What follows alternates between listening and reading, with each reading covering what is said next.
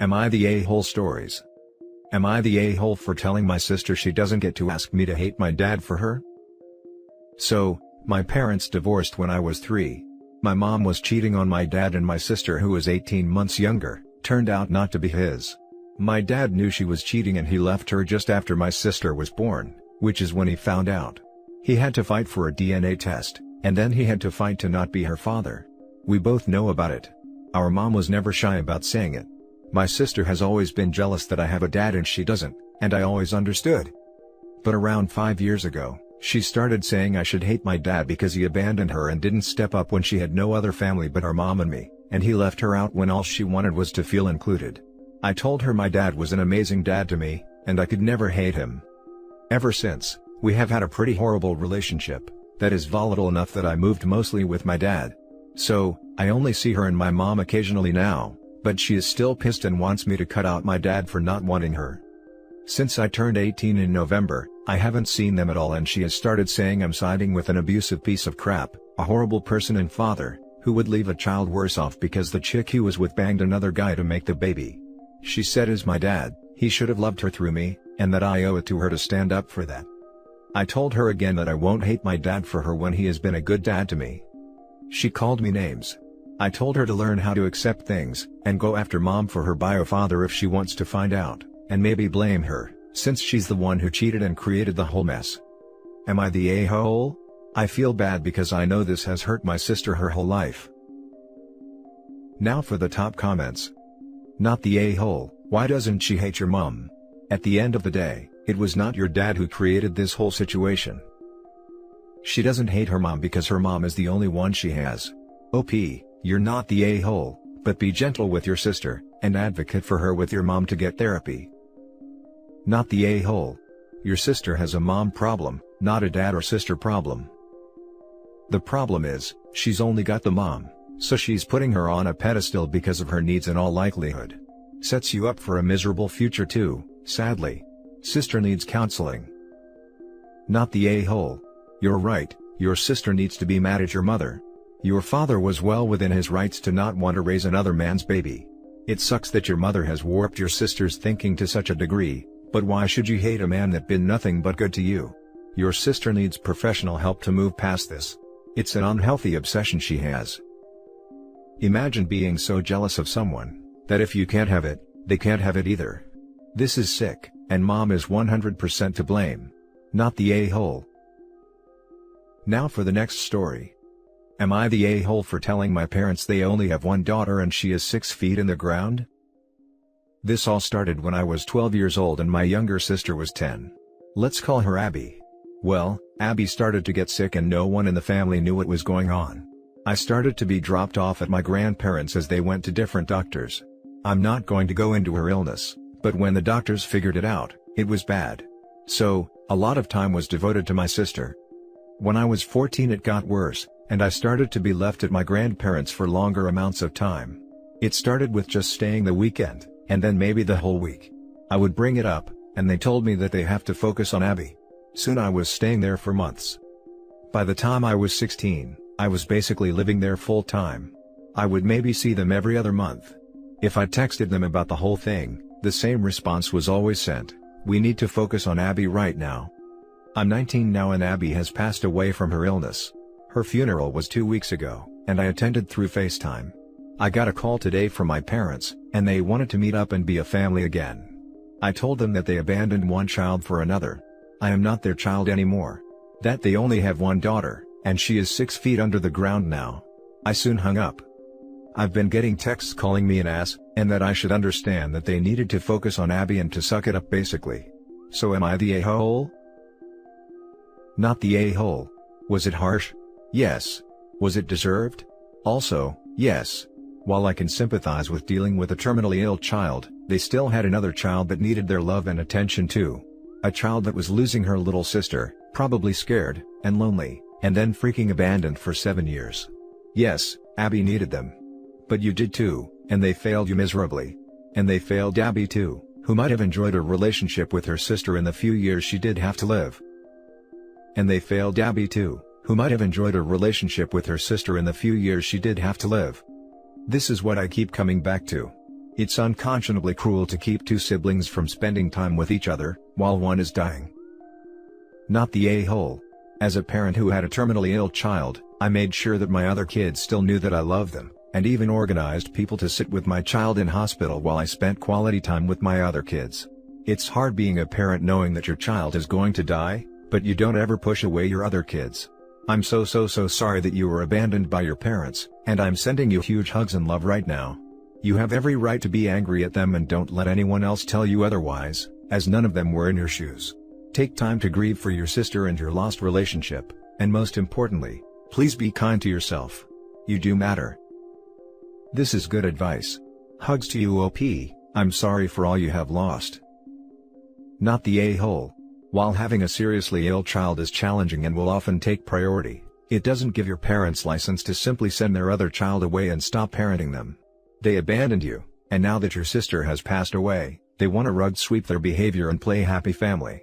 It's completely understandable that you do not want to have a relationship with them. Therapy may be beneficial for you to process losing your entire immediate family. They need to respect your boundaries. Sorry for your loss and good luck. They're treating her like a book they left on the nightstand. Now, 7 years later, they want to pick it up and go, alright, where did I leave off? You can't do that with people. The next story is titled, Am I the a-hole for breaking a child's heart for money? Sorry, it's my first time posting because I'm really desperate and need advice. Also, English isn't my first language, so sorry about that too. I'm 23 female, babysitting since 2 years ago for a single mom. She paid me fair for this, and for 1.5 years, I was babysitting 2 times a week for her child, 5, and in the last half year, it was 3 times a week. The father of the girl was never in the picture, and she had multiple babysitters since she was very little. Because her mother works every day like 10 hours or more, she works in a very stressful, but very well-paying job in the finance world. She doesn't see her much. She had like 3 babysitters before me, and now it was only me and another one. At first, she didn't like me, and always cried about everything and threw tantrums. But after months of me comforting her while also setting rules, she started loving me, and I really love her. But her mother gave me more and more to do. First, it was 2 times a week for 4 hours in the afternoon. But since 6 months ago, it was 3 times a week for 6 hours. I'm studying to become a teacher, and I didn't need the extra hours or money, but I needed more time for studying. This semester, my university expected all students to go into schools and experience the real lessons and daily life. My school was very happy with me helping out a few times, and they offered me a job. Whenever a teacher would be ill, which happens nearly every day because it's a big school, I could get a call, and they would ask me if I wanted to take the lesson, but I could also say no. They would pay me €10 for an hour more than my babysitter job. I really hesitated at first, but it would be also better for my future, so I decided to do so. When I told the mother of my babysitted child about it, she screamed at me and cried. She said that since her child now loves me and accepted me, it was heartless and cruel for me to go. And that I'm breaking a young girl's heart only for money, and maybe she will have trust issues because of this. I was shocked and really sad, and I felt guilty. I called my mom to talk about this, and while she agreed that it's better for my future to take the job at the school, she also said that she wouldn't do it because a child is always more important than money. Now I feel like a heartless monster, and don't know if I'm the a-hole for this. I agree that a child is more important than money, but I don't know. It's not my child, and I don't know if this is an a-hole move. Now for the top comments. Not the a-hole, the mom sounds manipulative. You have to set boundaries and put yourself first here. You have to set up your future. You don't want to be working for this lady forever, right? OP needs to read this. She's being emotionally manipulated into keeping her job as a babysitter. But there is no future in that job. That mom is using her child to prevent OP from leaving. OP, please leave. It's sad for the kid, but it will also be a lesson. Sometimes people come and go in life, and she can still see you occasionally. You're not abandoning her. You are making sure that you have a future. Hey, so yes, I really read a lot of comments and I couldn't see it from the start, but I see now that this is very manipulative behavior from the mother. I really feel for her, because it's often hard as a woman to have a career and a child, and this girl is so sweet, but you all are right. I will take this job and try to enjoy it the most. Thank you all very much for your help. Not the a-hole. Kids grow attached to babysitters, and this mom was attached to your convenience. You're studying to be a teacher, take the teaching job. Mom needs a nanny and to grow up. Exactly. There are plenty of people who do this as a long-term career, but I guess it's cheaper to hire a student babysitter, and then try to manipulate them into staying long-term. Even when you know up front they are training for a different career. Not the a-hole. The mother definitely is. It's really hard being a single working mom, but you cannot blame an innocent bystander. You did your best. It was always going to be a temporary arrangement, either you would graduate or the child would no longer need a sitter. You could always decide to stay in touch with the child if you and the mom both think that's important. I did with a family where I babysat. I still go to birthdays and stay in touch. Congratulations on your new job. Thank you. I will message her that I would love to see my babysitted child a few times a month, but not for paid babysitting, only for spending time together. And thank you. I can't quite be excited for the job yet, but hopefully it will come. Edit. I read a lot of comments, but I can't answer every single of them. First of all, thank you for the bottom of my heart for all the messages. It's very kind of you and I feel not so guilty anymore. So, I will take this school job. Due to COVID, the mom works from home and I wrote her some good nanny and babysitter agency. I will babysit for the next 4 weeks, if it's necessary due to mom being at home, and will slowly talk and adjust the girl to me not being around anymore. I will not work for them past this 4 weeks, but I said that occasionally, like 2 or 3 times in a half year, or something like that, I could visit them both, when they are home together. I asked my mother why she isn't supportive of me, and she said that's because she can empathize with the mother, due to the fact she was a single mother as well, but I didn't have any babysitter though. But she said she was sorry and will try to be supportive. Thank you everyone. And now for the last story. Am I the a-hole for not letting my son's former fiancée see him? I have a deceased son named Adam and he passed away 2 months ago. He was only 21 years old and was suffering from a chronic heart condition. He introduced me to his then girlfriend when he was 19, and told me they were expecting a baby and wanted to get engaged. I supported them with all I could, although I still helped with medical expenses. He was working a job /studying /paying bills.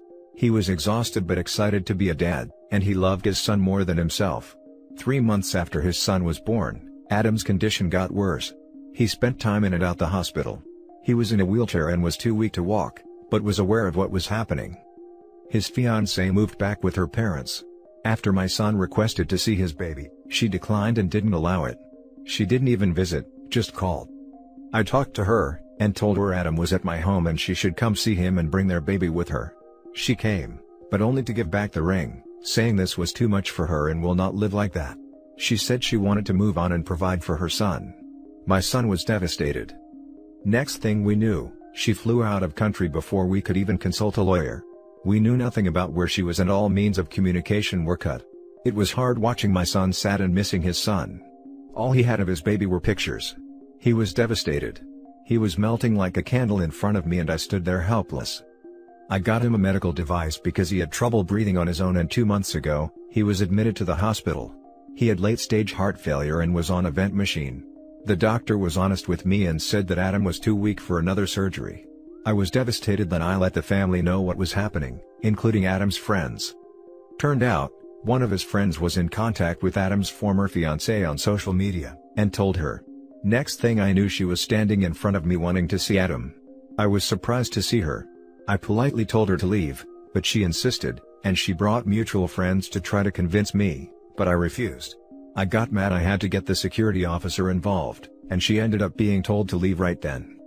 She started yelling at me and told me I had no right. Called me cruel and other names I can't say here. Adam's friends sided with her and were yelling at me too. I felt too much pressure. Adam passed away later that day at 6 p.m. I couldn't take it. I found myself dealing with her and their friends yelling at me again. My brother thought what I did was wrong. The funeral wasn't quiet nor peaceful, as I had to argue with everyone pointing out what I did was cruel. I was carrying my grief along with this. She again stopped me from seeing my grandbaby, as a way spite me for what I did. I know there has to be something I can do. This is my grandbaby. Now for the top comments. Not the a-hole, she left him when he needed her the most. She had no right to be there, she wasn't his fiancée anymore. You don't leave someone who you love in hard times. She was cruel for leaving him and not letting him see his son, not you. I'm sorry for your loss. OP, stay strong. Sounds like the baby mama has a heart condition too. It's called not having one. Not the a-hole. She knowingly got into a relationship with someone suffering from a heart condition, a condition which, might I add, you paid the medical bills for, and then abandoned the guy when it got too real, even keeping him away from his son. For all you knew, you were being protective of him, even if your actions were probably also rooted in some spite. I'm very sorry for your loss. I can forgive, deciding that it's more than she can deal with, even if she initially thought she could handle it. Running off with his child and going no contact is a complete a-hole move though. Info. She abandoned him, took their child, and now wants to pretend she cares. However, I do have a question. Did you ask Adam what he wanted? Do you think Adam would want to see her or would find it too distressing at the time? I do think that the person being cruel is the one sending flying monkeys to crap on you when you were the one taking care of him.